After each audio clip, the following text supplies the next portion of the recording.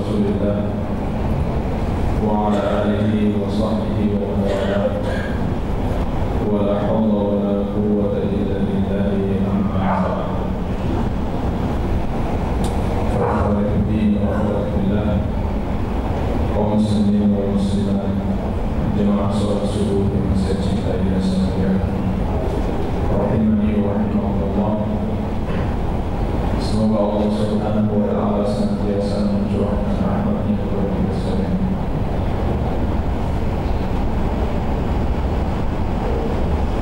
Di antara sifat orang-orang yang bertakwa yang Allah Subhanahu wa ta'ala sebutkan dalam Al-Quran adalah senantiasa menginfakkan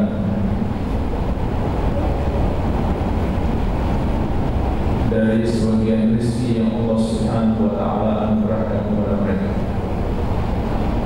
seperti di awal surat Al-Baqarah, wa mimma razaqnahum yunfiqun,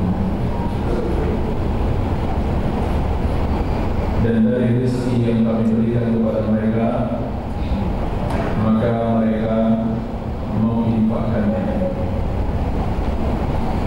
Bahkan disebutkan dalam surat Al-Imran tentang sifat orang-orang yang bertakwa, alladzina yunfiquna fis-sarra'i wad-dharra. Mereka adalah orang-orang yang berinfak atau bersedekah dalam keadaan lapang maupun susah. Dalam keadaan lapang maupun susah. Jadi ini merupakan sifat penting orang yang bertakwa, senantiasa menginfakkan harta-harta mereka di jalan Allah, bahkan mereka melakukannya di dalam keadaan lapang maupun susah.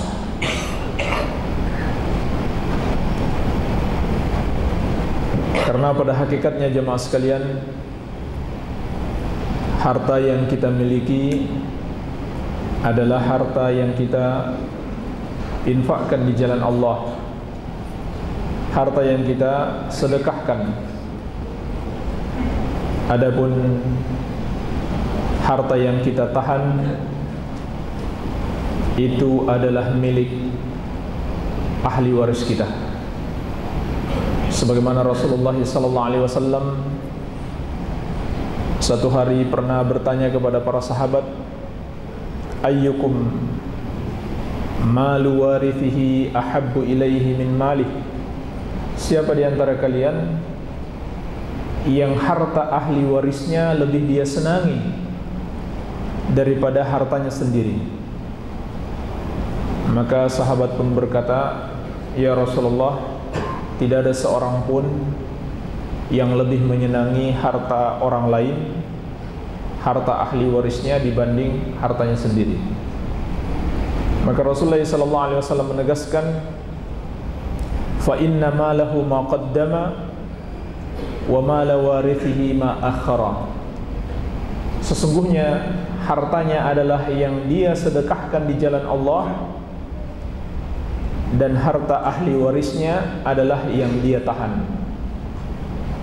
Inilah pada hakikatnya jemaah sekalian, harta yang kita berikan di jalan Allah, yang kita gunakan untuk beramal saleh, itulah harta kita yang sebenarnya. Dan harta yang kita tahan, hakikatnya itu adalah harta milik ahli waris kita. Artinya kalau kita meninggal dunia, maka itu menjadi milik mereka. Jadi di antara sifat orang-orang yang bertakwa, senantiasa berinfak di jalan Allah, menyedekahkan sebagian harta mereka di jalan Allah Tabaraka wa Ta'ala. Bahkan Allah menegaskan, lan tanalul birra hatta tunfiqu mimma tuhibbun. Kalian tidak akan mencapai kebajikan, kalian tidak akan mampu melakukan kebajikan sampai kalian berinfak dari apa yang kalian cintai. Maksudnya seorang hamba dianjurkan untuk memberikan di jalan Allah apa yang dia cintai, harta yang dia senangi, sebagai pengorbanan di jalan Allah Subhanahu wa ta'ala. Betapa pentingnya sifat ini, sampai-sampai di dalam syariat diizinkan untuk kita hasad terhadap orang yang memiliki harta dan dia infakkan hartanya di jalan Allah. Sebagaimana sabda Nabi sallallahu alaihi wasallam, la hasada illa fi ithnatain. Tidak ada hasad kecuali dalam dua perkara. Namun hasad di sini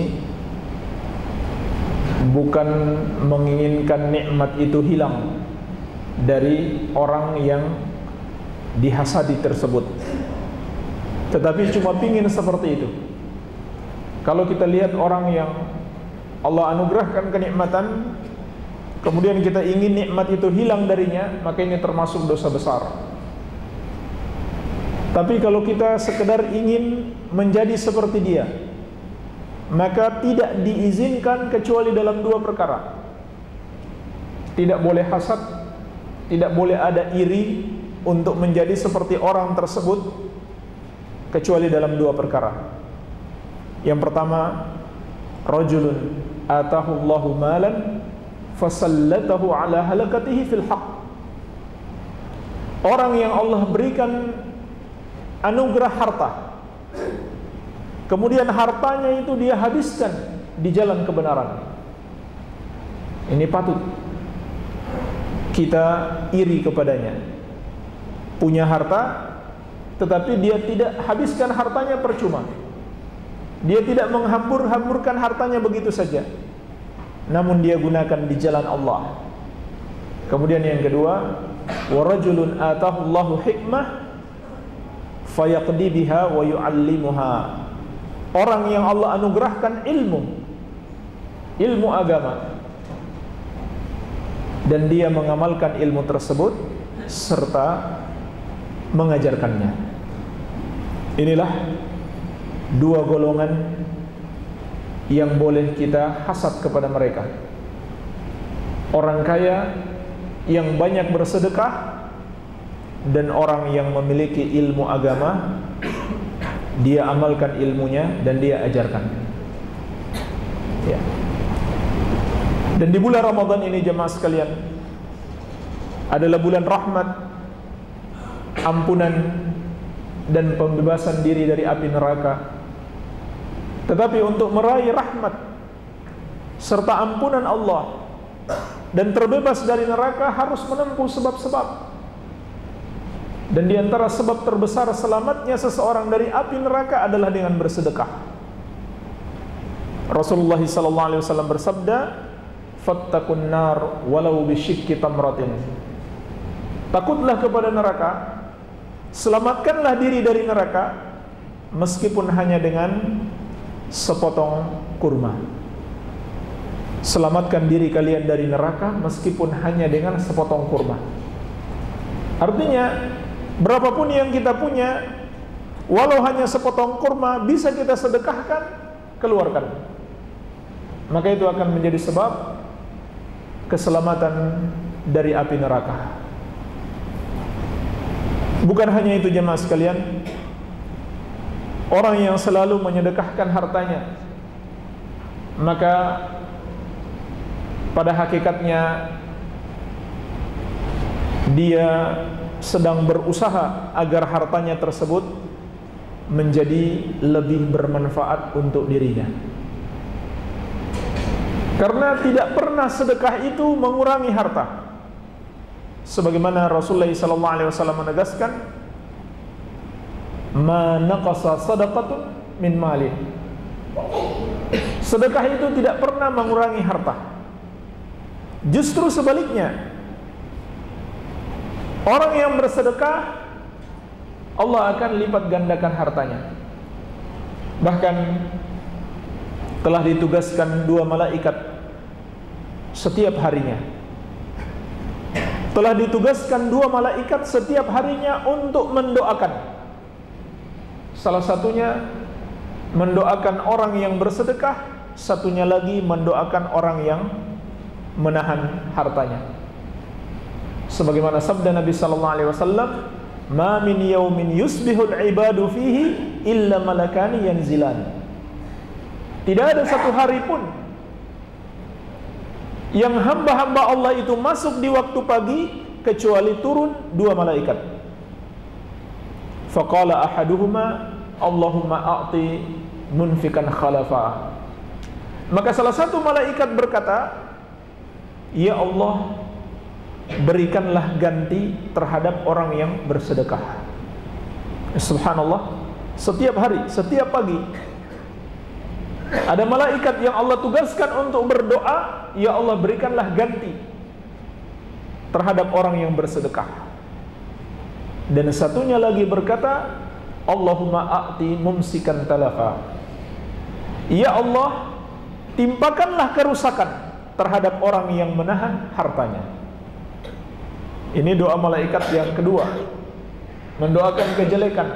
Ya Allah, timpakan kerusakan terhadap harta orang yang menahannya. Dan kerusakan di sini kata para ulama ada 2 bentuk. Kerusakan yang sifatnya terlihat nyata, apakah barangnya hilang, hartanya hilang dalam berbagai macam bentuknya.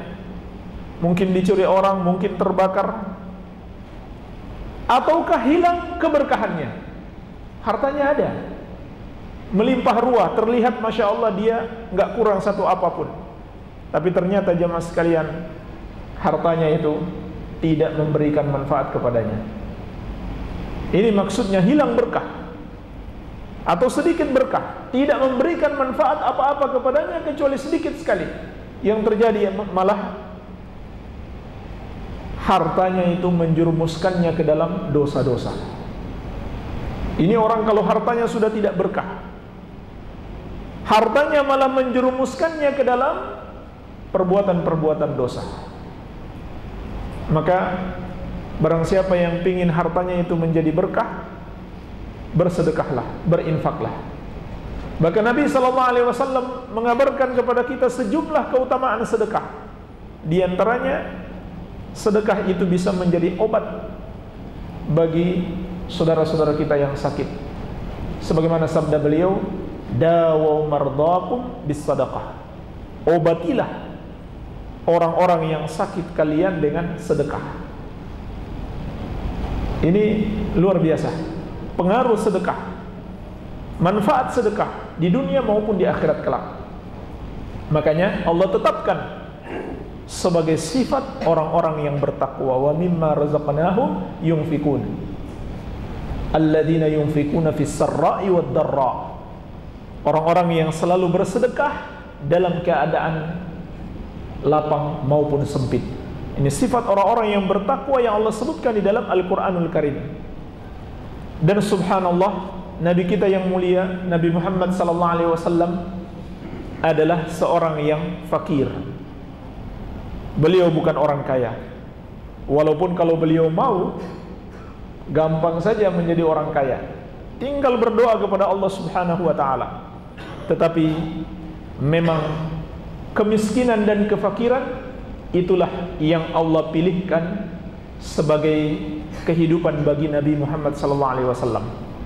Itu yang Allah pilihkan supaya hisabnya tidak terlalu lama, hisabnya tidak terlalu sulit. Ya. Tetapi jemaah sekalian, bersamaan dengan itu, ternyata Rasulullah SAW adalah orang yang paling dermawan. Adalah orang yang paling dermawan. bukti bahwa beliau adalah orang yang fakir. Beliau adalah orang yang fakir. Pernah baca ya surat Al-Hujurat? Apa artinya Al-Hujurat?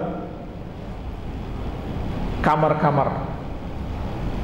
Itulah kamar-kamar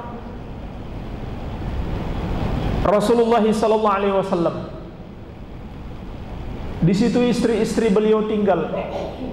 Bukan rumah-rumah yang megah, hanya ruangan-ruangan.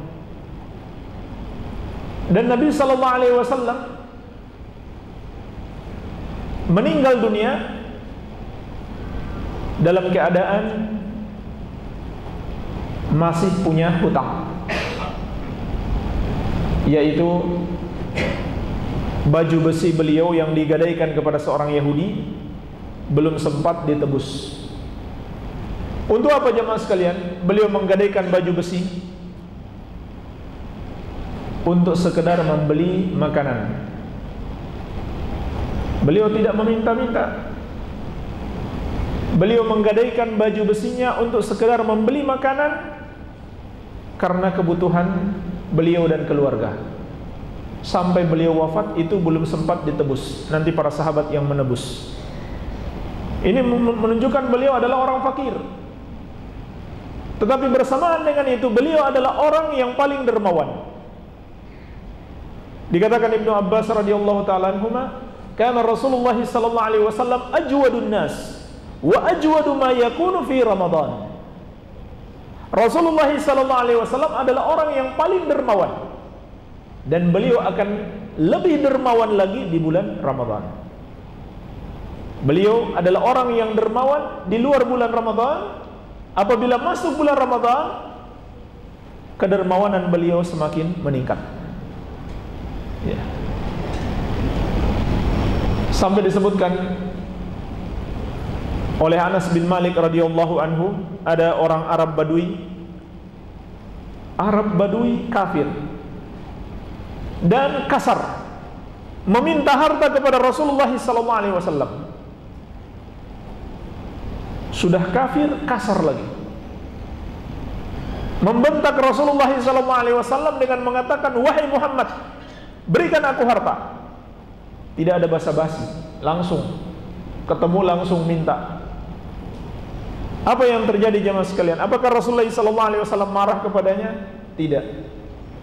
Rasulullah sallallahu alaihi wasallam tidak pernah marah dan tidak pernah membalas apabila diri pribadi beliau yang disakiti. Tidak pernah sekalipun. Tidak kepada istrinya, tidak kepada pembantu-pembantunya, tidak kepada siapapun. Beliau tidak pernah marah, tidak pernah membalas apabila diri pribadi yang disakiti, kecuali karena agama Allah subhanahu wa ta'ala. Apa yang terjadi jemaah sekalian? Rasulullah SAW memberikan kepada orang Arab kafir itu yang kasar kambing sebanyak 1 lembah, tidak tanggung-tanggung ya. Mungkin kalau beliau berikan 10 ekor saja dia sudah senang sekali, tapi diberikan kepadanya sebanyak 1 lembah. Gak main-main, kambing sebanyak 1 lembah. Ada 2 gunung, di tengahnya ada lembah dipenuhi dengan kambing.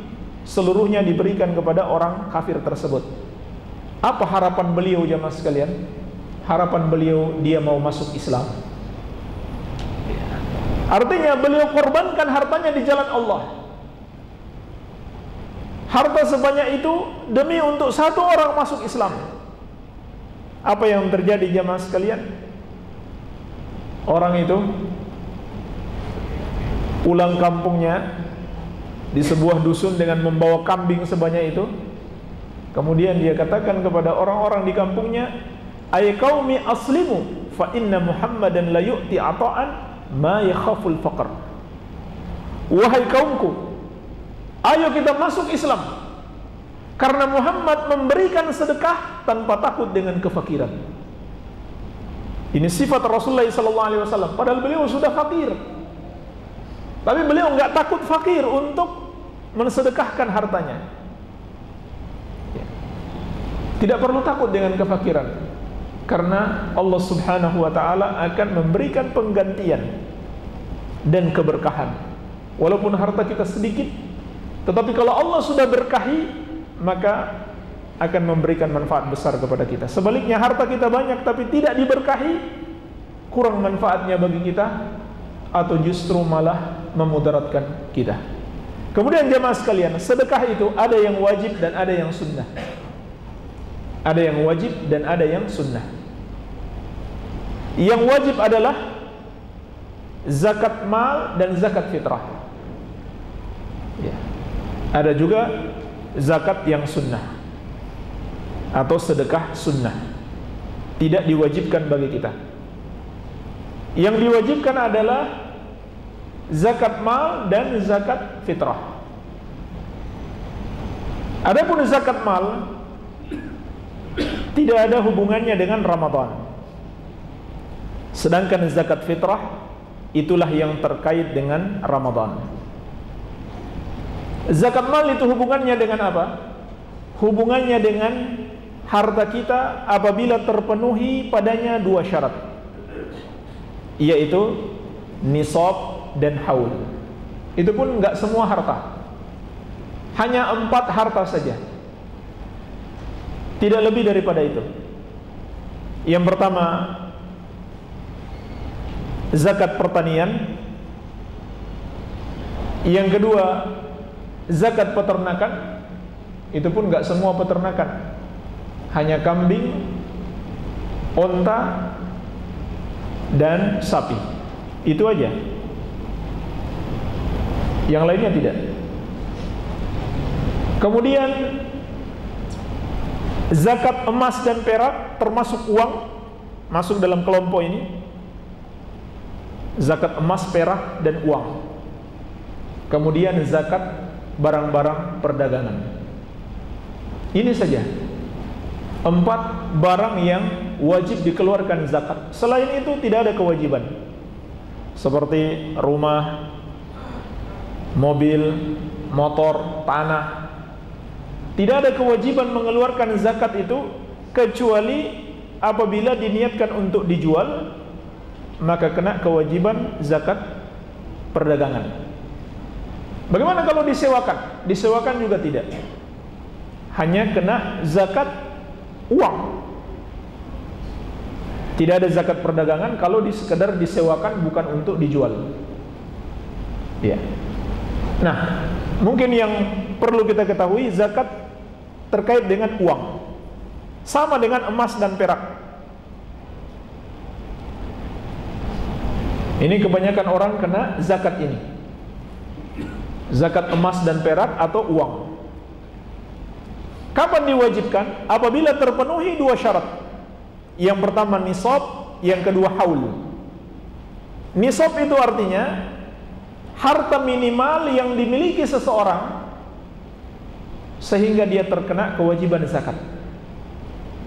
Kalau emas itu adalah 20 dinar atau 20 mithqal. Kalau perak 200 dirham. Kalau ukuran kita sekarang, emas 85 gram dan perak 595 gram. Ini namanya nisab. Artinya kalau seseorang sudah punya emas sebanyak itu atau perak sebanyak itu, emas sebanyak 85 gram dan perak sebanyak 595 gram, maka dia sudah kena kewajiban zakat apabila dia miliki selama 1 tahun. Misalkan di bulan Sya'ban dia memiliki emas 85 gram. Bulan Sya'ban tahun ini, tahun berapa sekarang? 1436 ya. Pada bulan Sya'ban di tahun yang akan datang 1437, emasnya itu enggak pernah berkurang. Selama 1 tahun itu tidak pernah berkurang. Maka saat itulah wajib dikeluarkan zakatnya. Jadi 2 syarat, nisab dan haul. Berapa kalau zakat uang nisabnya? Maka nisabnya mengikuti mana yang paling rendah antara emas atau perak. Pada umumnya yang paling rendah adalah perak. Artinya, kalau seseorang punya uang yang nilainya setara dengan 595 gram perak, ya, katakanlah perak harganya 5.000 per gram, dikali 595, jadi berapa? 2.975.000 atau hampir 3 juta. Katakanlah 3 juta. Apabila seseorang memiliki uang di bulan Sya'ban sebanyak 3 juta, berarti dia sudah punya satu syarat, wajib zakat mal. Apabila uang ini tidak pernah berkurang sampai di bulan Sya'ban berikutnya, barulah dia wajib mengeluarkan zakat. Kalau berkurang, tidak ada kewajibannya, kecuali dia mau bersedekah sunnah, tapi tidak wajib. Bagaimana kalau bertambah? Kalau bertambah, maka dia harus hitung semuanya. Misalnya di bulan Sya'ban tahun ini uangnya baru 3 juta, di bulan Sya'ban tahun depan jadi 20 juta, maka dihitung semua, dihitung semuanya, kemudian dikeluarkan 1/40 atau 2,5%. Iya. Jadi demikian zakat uang. Ini terkait dengan zakat harta. Tidak ada kaitannya dengan Ramadan. Walaupun Sya'ban sudah dekat Ramadan, kalau sudah sampai bulan Sya'ban tahun berikutnya, tidak boleh kemudian ditunda. Tidak boleh menunda sampai bulan Ramadan dengan anggapan di Ramadan lebih utama. Tidak. Lebih utama adalah ketika sudah mencapai 1 tahun, karena saat itulah diwajibkan. Jangan tunggu bulan Ramadan. Kecuali kalau memang haulnya, hitungan 1 tahunnya tepat di bulan Ramadan. Nah, ini terkait dengan zakat harta. Kemudian yang kedua, zakat fitrah atau zakat fitri. Inilah yang terkait dengan bulan Ramadan. Kalau yang pertama zakat mal, zakat harta, maka zakat fitri ini adalah zakat badan. Fungsinya adalah menyucikan anggota tubuh kita. Kalau zakat harta itu menyucikan harta kita. Kalau zakat fitrah menyucikan anggota tubuh kita. Sebagaimana kata Ibnu Abbas radhiyallahu taala anhuma, farada Rasulullah sallallahu alaihi wasallam zakat al-fitri tuhratan lis-shaimi minal lagwi war-rafath wa tu'matan lil masakin. Rasulullah sallallahu alaihi wasallam mewajibkan zakat fitri sebagai penyuci bagi orang-orang yang berpuasa dari perbuatan sia-sia dan perbuatan yang haram, dan juga sebagai makanan bagi orang-orang miskin. Inilah tujuan zakat fitri, untuk menyempurnakan kekurangan-kekurangan yang kita lakukan selama berpuasa.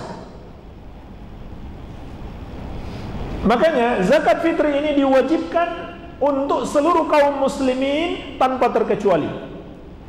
Tanpa terkecuali, dengan syarat memiliki kelebihan makanan pokok di hari dan malam Idul Fitri, walaupun dia orang miskin.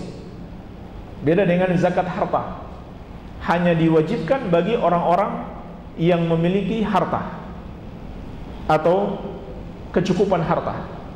Adapun orang-orang adapun zakat fitri, orang-orang fakir miskin pun disyariatkan untuk mengeluarkan zakat fitri apabila dia memiliki kelebihan makanan di siang dan malam hari. Bahkan bayi kecil yang sudah lahir ke dunia, anak-anak kecil, wanita, orang tua, itu juga wajib dikeluarkan zakatnya, semuanya tanpa terkecuali. Sebagaimana dalam hadis Bukhari dan Muslim, kata Ibnu Umar radhiyallahu taala anhuma, farada Rasulullah sallallahu alaihi wasallam zakat al-fitr min Ramadan ala kulli nafsin minal muslimin. Rasulullah sallallahu alaihi wasallam mewajibkan zakat fitri apabila berakhir bulan Ramadan untuk setiap jiwa kaum muslimin. Setiap jiwa yang sudah lahir Adapun yang masih berada dalam kandungan maka disunnahkan tapi tidak wajib. Sebagaimana yang dilakukan para sahabat. Bayi yang sudah berada dalam kandungan disunnahkan juga untuk dikeluarkan zakatnya, tetapi tidak wajib.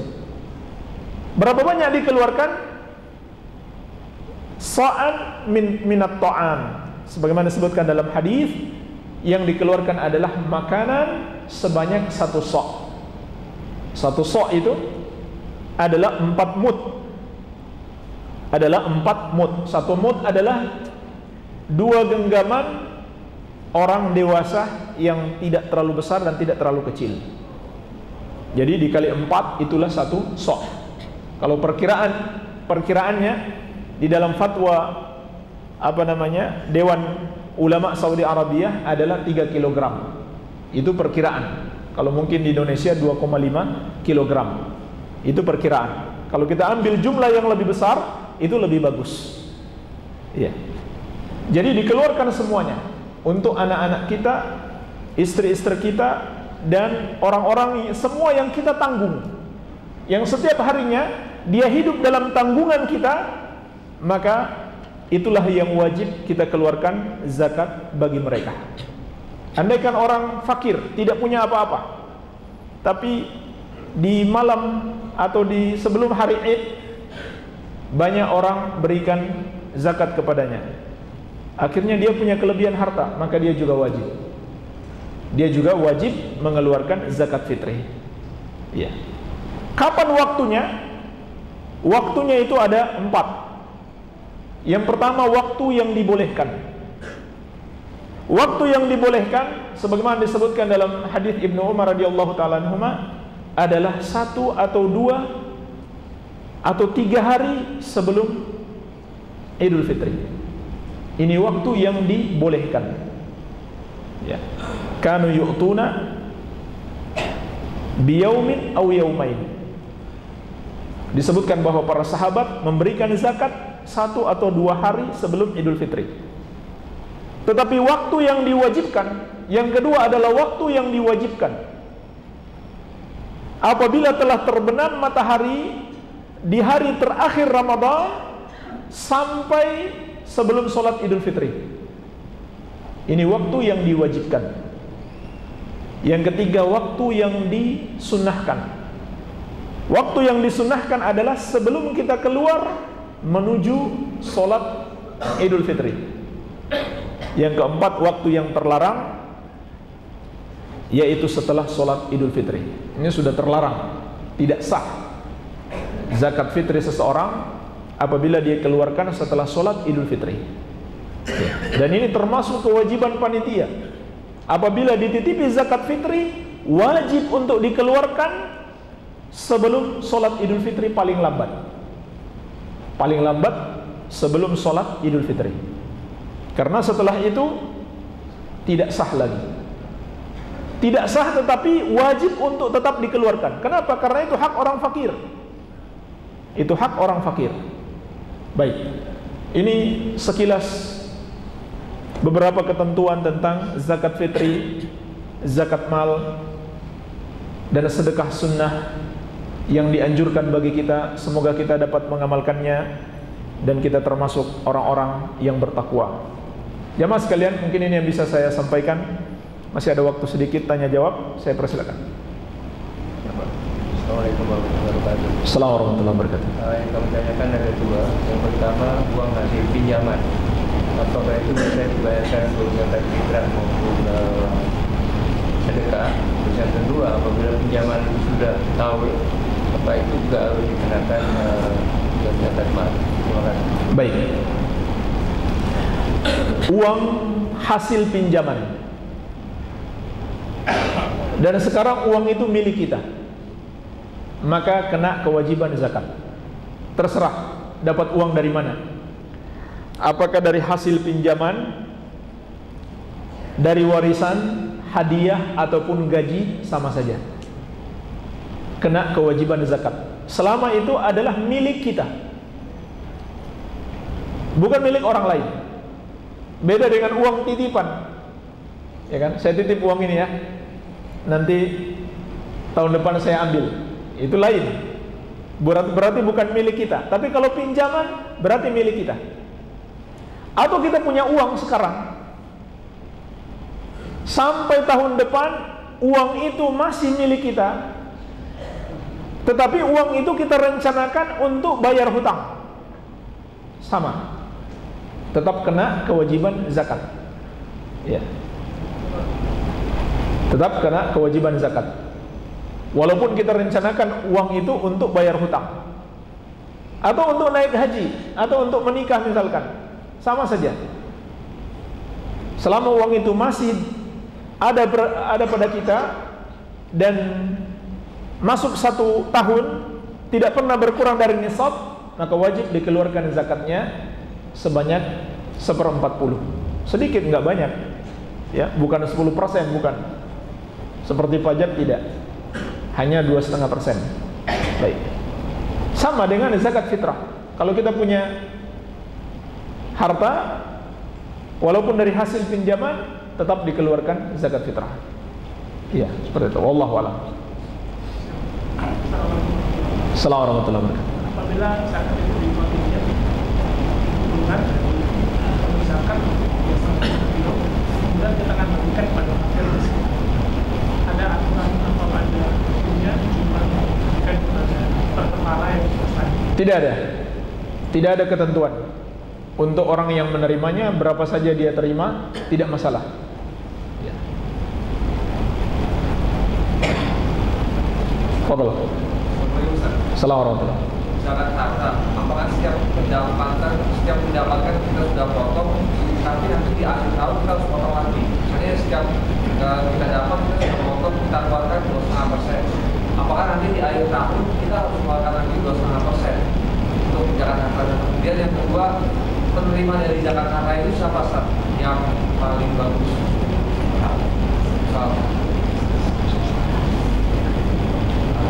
Yang dihitung zakat harta apabila sudah setahun.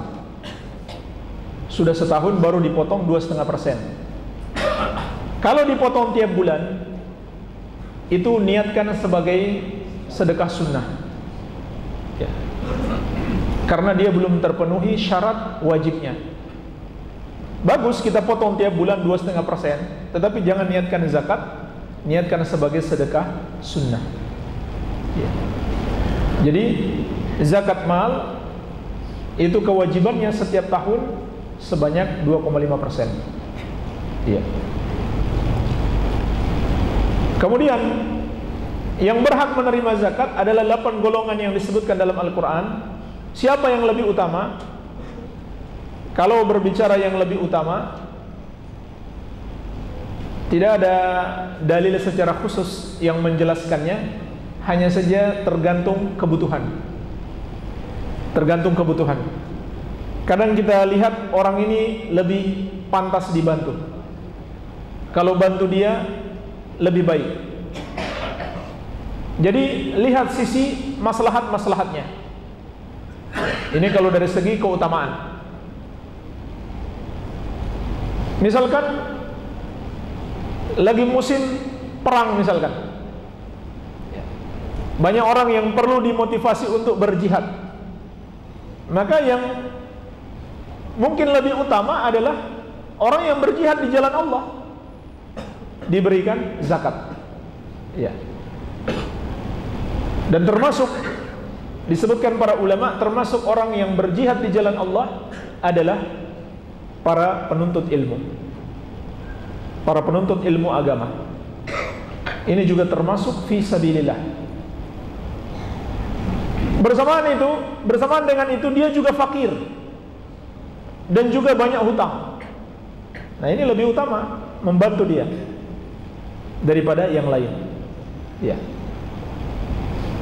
Kadang lebih utama kita lihat dari sisi ketakwaan. Ada 2 orang fakir, yang satu rajin sholat, yang satu malas. Mana yang lebih bagus? Yang rajin sholat. Tapi kita lihat orang yang rajin sholat ini, kalau kita kasih zakat, orang yang malas sholat, kalau kita kasih zakat, nampaknya dia rajin sholat. Mana yang lebih bagus dikasih? Yang malas sholat. Karena kalau kita kasih zakat, nanti dia rajin sholat. Sebab kalau kita kasih zakat, dia mau dengar nasihat kita. Persis seperti yang dilakukan Nabi sallallahu alaihi wasallam kepada orang Arab Badui itu tadi, orang kafir. Ya.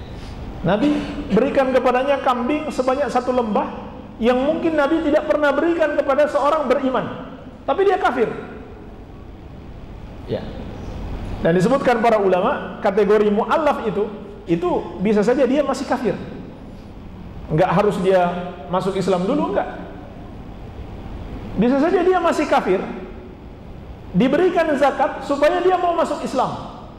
Itu juga masuk kategori mu'allaf. Ya.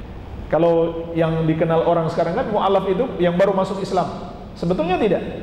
Dia masih kafir, tapi ada kecenderungan masuk Islam, kasih zakat supaya dia tambah semangat, tambah senang ingin masuk Islam. Jadi tergantung kebutuhan-kebutuhan dan maslahat-maslahat. Ya, barangkali demikian. Wallahu a'lam. Silakan. Kalau kita nyumbang untuk kegiatan lingkungan, kegiatan pelestarian lingkungan, maka itu termasuk sedekah di jalan Allah, walaupun yang mengelola itu bukan organisasi Islam. Maka itu termasuk sedekah di jalan Allah. Pertama, kalau kita niatkan sedekah, insya Allah itu termasuk, karena itu untuk kebaikan kaum muslimin juga, atau kebaikan umat manusia secara umum. Ya, karena kepada orang-orang kafir pun kita dianjurkan untuk bersedekah dengan syarat dia bukan orang kafir yang memerangi Islam. Ya. Nah, itu tujuannya supaya dia mau masuk Islam, seperti yang dilakukan Rasulullah SAW. Jadi kalau kita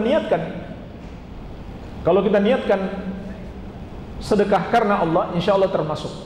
Hanya saja kalau tadi ditanyakan yang mengelola orang-orang kafir, nah ini bahaya lain. Karena banyak kelompok-kelompok orang kafir ini yang punya kegiatan pelestarian lingkungan, kegiatan sosial, itu sekaligus mereka jadikan misi kristenisasi. Jadi jangan malah kita membantu mereka untuk kristenisasi. Dan itu ada persis seperti yang Bapak tanyakan. Satu yayasan di daerah Cilacap yang dapat proyek pemerintah pelestarian hutan di Nusa Kambangan. Dan itu sekaligus dia jadikan proyek kristenisasi. Ya. Dia jadikan proyek kristenisasi. Orang yang dia rekrut, orang-orang yang mau kerja di situ, terus diberikan santunan, bantuan, tapi dengan syarat masuk Kristen. Ya. Jadi kalau ditanyakan dana itu dikelola oleh non muslim, maka harus dilihat dulu misi-misi mereka. Ya, nah sebaiknya jangan berikan kepada kaum muslimin dan berikan untuk yang lebih bermanfaat. Ya. Berikan untuk yang lebih bermanfaat. Misalkan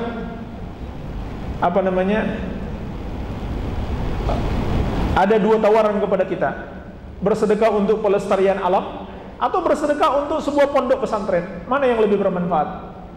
Ya tentunya kita milih pondok pesantren, ya kan? Kecuali harta kita sudah banyak banget, semua sudah dapat, nah tinggal pelestarian alam. Ya. Nah ini, jadi harus dilihat maslahat dan mudaratnya. Baik, demikian wallahu a'lam. Ustaz, apa sikap orang Islam terhadap proyeknya orang Kristen itu tadi? Apa itu? Apa sikapnya orang Islam terhadap proyeknya orang Kristen yang ada di Cilacap itu? Hampir tidak ada satu sikap yang berarti. Hampir tidak ada. Karena proyeknya itu terus berjalan dan semakin besar. Ya. Walhamdulillah ada sebagian kaum muslimin yang berdakwah yang sudah dimurtadkan, ya. Yang sudah dimurtadkan itu banyak sekali, dan yang berhasil diajak masuk Islam lagi ada kurang lebih 100 kakak yang mau masuk Islam lagi. Ya. Ya selebihnya masih ikut mereka. Hampir tidak ada perbuatan atau sikap yang berarti dari kaum muslimin untuk menghadapi mereka. Ya. Mereka punya kekuatan besar di sana. Pendetanya itu orang yang berasal dari Eropa tapi sudah jadi warga negara Indonesia. Dan subhanallah, pendeta ini dia tadinya warga negara Swedia, kemudian masuk ke Cilacap, sekarang sudah jadi warga negara Indonesia. Ya. Dan pendeta ini dia punya banyak sekali kegiatan sosial, dan semua kegiatan sosialnya itu untuk pemurtadan. Kira-kira 2 atau 3 tahun yang lalu, salah satu lembaga itu memberikan penghargaan kepadanya, lembaga Islam. Iya. Salah satu lembaga Islam memberikan penghargaan kepadanya sebagai tokoh yang punya jasa-jasa sosial. Ya. Entah mereka tahu di balik kegiatan sosialnya itu adalah kristenisasi atau tidak. Ya. Tetapi yang terjadi di lapangan seperti itu. Ada ratusan kaum muslimin yang sudah murtad. Ya. Diberikan penghargaan kepadanya karena jasa-jasa sosial. Baik, seperti itu. Wallahu a'lam. Terakhir mungkin. Seperti kita berdasarkan itu ada waktu terbaik yang Allah itu. Bagaimana dengan sedekah ini? Adakah waktu terbaik? Yang terbaik sedekah sunnah di bulan Ramadan untuk memperbanyak sedekah. Iya. Seperti hadis yang kita sebutkan tadi, karena Rasulullah SAW ajwadun nas wa ajwadu ma yakunu fi Ramadan. Rasulullah SAW adalah orang yang paling dermawan, dan ketika di bulan Ramadan beliau lebih dermawan lagi. Iya. Hanya saja, misalkan seorang punya uang di bulan Sya'ban, jangan dia tunda nanti aja di bulan Ramadan. Menunda itu tidak baik. Tidak baik. Ini untuk sedekah sunnah. Jangan dia tunda bulan Ramadan, dia menunda kebaikan.